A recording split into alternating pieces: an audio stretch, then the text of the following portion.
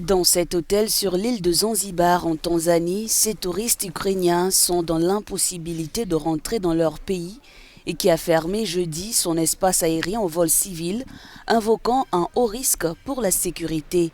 Il serait, selon l'archipel, près d'1 millier disséminés dans plusieurs hôtels de l'île. Mes enfants et mes parents sont en Ukraine. Je suis avec mon mari et je veux rentrer chez moi. Mes enfants et mon mari veulent protéger notre pays. Nous sommes désœuvrés. Nous sommes comme des prisonniers ici.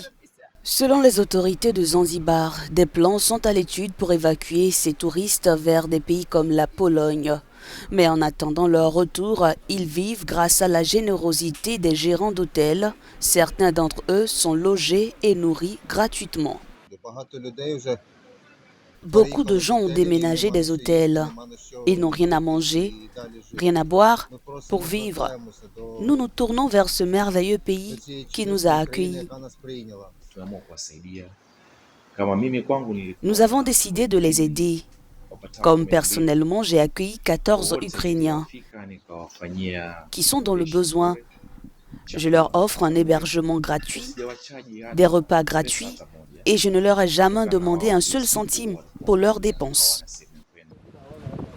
Célèbre pour ses eaux turquoises, ses plages de sable blanc et ses plantations d'épices, Zanzibar dépend fortement du tourisme et accueillait environ 1,5 million de visiteurs par an avant la pandémie de Covid-19. Cet archipel au large des côtes de l'Afrique de l'Est fait partie de la Tanzanie.